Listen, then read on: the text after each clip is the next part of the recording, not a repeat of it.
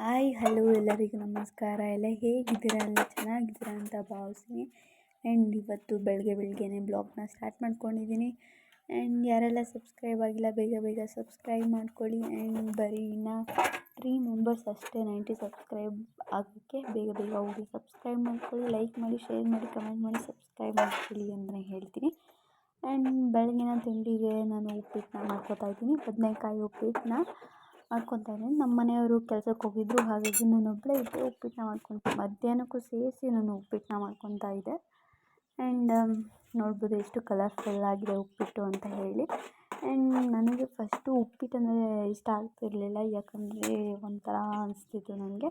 ಏನಪ್ಪ ಉಪ್ಪಿಟ್ಟು ಅಂದರೆ ಇವಾಗ ನಾನು ಮಾಡ್ತಾ ಇದ್ದೀನಲ್ವಾ, ನಾನು ತಿನ್ನಲೇಬೇಕಲ್ವಾ ಅಂದ್ಬಿಟ್ಟು ಹೇಳಿ ತಿಂತೀನಿ. ಈಗಲೂ ಇಷ್ಟ ಆಗಲಿಲ್ಲ ಅಂದರೂ ಪರವಾಗಿಲ್ಲ, ತಿಂತೀನಿ ಉಪ್ಪಿಟ್ಟನ್ನ. ಆ್ಯಂಡ್ ಬೇರೆ ಯಾವುದು ನಾಷ್ಟ ಇಲ್ಲದೆ ಇದ್ದಾಗ ಅದೇ ನಾಷ್ಟ ಅಲ್ವಾ, ಹಾಗಾಗಿ ತಿಂತೀನಿ. ಆ್ಯಂಡ್ ವೋಟಿಂಗ್ ಲಿಸ್ಟ್ ಬಂದಿತ್ತು ವೋಟ್ ಹಾಕೋಕ್ಕೆ ಅಂತ. ನೀವು ಯಾರೆಲ್ಲ ವೋಟ್ ಹಾಕ್ತಿದ್ದೀರಾ ಕಮೆಂಟ್ ಮಾಡಿ. ನಾನಂತೂ ಇದು ಸೆಕೆಂಡ್ ಟೈಮ್ ನಾನು ವೋಟ್ ಮಾಡ್ತಿರೋದು. ಆ್ಯಂಡ್ ಇದೆಲ್ಲ ಆದಮೇಲೆ ನಾನು ಇವಾಗ ಉಪ್ಪಿಟ್ಟನ್ನ ತಿಂತಾಯಿದ್ದೀನಿ. ಟೇಸ್ಟ್ ಮಾತ್ರ ಸಖತ್ತಾಗಿತ್ತು ಅಂತ ಹೇಳ್ತೀನಿ. ಆ್ಯಂಡ್ ಅದೆಲ್ಲ ಆದಮೇಲೆ ನಾನು ಸ್ಟಿಚಿಂಗ್ಗೆ ಅಂತ ಕೂತ್ಕೊಂಡಿದ್ದೀನಿ, ಬಟ್ಟೆ ಹೊಲಿಯೋಕ್ಕೆ ಅಂತ ಹೇಳಿ. ಲಂಗಗಳೆಲ್ಲ ಪೆಂಡಿಂಗ್ ಇತ್ತು, ಊರು ಕೊಟ್ಟೋಗಿದ್ನಲ್ಲ, ಹಾಗಾಗಿ ಅವನ್ನೆಲ್ಲ ಸ್ಟಿಚಿಂಗ್ ಹಾಕ್ಬಿಡೋದ ಅಂತ ಹೇಳಿ ಕೂತ್ಕೊಂಡೆ. ಆಮೇಲೆ ವೋಟ್ನವ್ರು ಬಂದಿದ್ದರು, ಕಾಂಗ್ರೆಸ್ಗೆ ವೋಟ್ ಹಾಕಿ ಅಂತ. ಆ್ಯಂಡ್ ಸ್ಟಿಚಿಂಗ್ ಮಾಡೋ ಎಲ್ಲ ಆದಮೇಲೆ ನನಗೆ ಸಿಕ್ಕಾಪಟ್ಟೆ ತಲೆನೋವು ಬರ್ತಿತ್ತು. ಇನ್ನೂ ಇತ್ತು, ಆದರೆ ತಲೆನೋವು ಬರ್ತಿತ್ತು ನನಗೆ.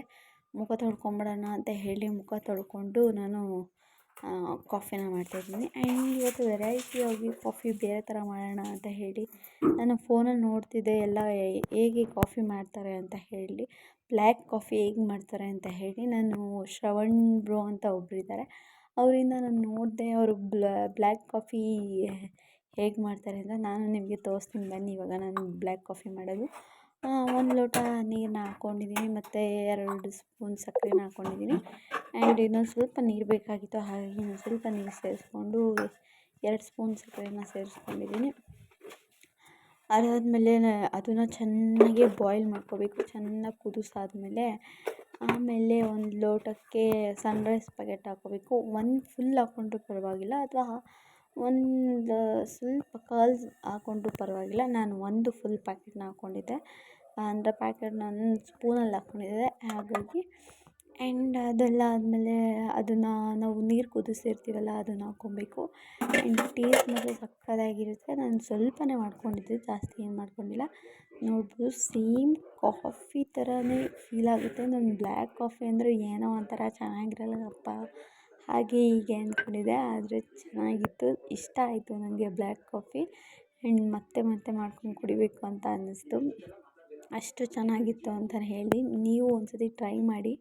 ಆ್ಯಂಡ್ ಅದೆಲ್ಲ ಆದಮೇಲೆ ನಾನು ಸ್ಟಿಚಿಂಗ್ ಮತ್ತೆ ಕೂತ್ಕೊಳ್ಳೋಕ್ಕಂತ ಕೂತ್ಕೊಂಡಿದ್ದೆ. ನಮ್ಮ ಅಜ್ಜಿ ಬೇರೆ ಹುಣ್ಸೆಹಣ್ಣ ಹಾರ ಹಾಕ್ಬಿಟ್ಟಿದ್ರು. ಆ್ಯಂಡ್ ನನಗೆ ಅದು ನೋಡಿ ಕೂತ್ಕೊಳ್ಳೋಕ್ಕೆ ಆಗಿಲ್ಲ, ತಿನ್ನಬೇಕು ಅನ್ನಿಸ್ತಿತ್ತು. ಹಾಗಾಗಿ ಅಜ್ಜಿ ಇದ್ದದೋ ಇಲ್ವಾ ಅಂತ ಹೋಗಿ ನೋಡಿಕೊಂಡು, ಇಲ್ಲ ಅಂದಾಗ ನಾನು ಹೋಗಿ ಎತ್ಕೊಂಡು ಒಂದನ್ನ ತೊಗೊಂಡು ಬಂದೆ ತಿನ್ನೋಕ್ಕೆ ಅಂತ ಹೇಳಿ. ಆ್ಯಂಡ್ ಟೇಸ್ಟ್ ಹುಳಿಯಾಗಿತ್ತು, ಜಾಸ್ತಿ ಹುಳಿಯಾಗಿತ್ತು, ಯಾಕಂದರೆ ಗೊತ್ತಿಲ್ಲ. ಆ್ಯಂಡ್ ಹುಣ್ಸೆಹಣ್ಣು ಅಂದ್ರೇ ಹುಳಿ ಅಲ್ವಾ, ಅಷ್ಟೊಂದೇನು ಹುಳಿ ಇರೋಲ್ಲ ಯಾವುದ್ರಲ್ಲೂ. ಇದರಲ್ಲಿ ಒಂದು ಸ್ವಲ್ಪ ಜಾಸ್ತಿ ಹುಳಿ ಇತ್ತು. ಆ್ಯಂಡ್ ಹುಳಿ ಇದ್ದರೂ ತಿನ್ನಬೇಕು ಅಂತ ಆಸೆ ಆಗ್ತಿತ್ತು, ಅದೇನೋ ಗೊತ್ತಿಲ್ಲ.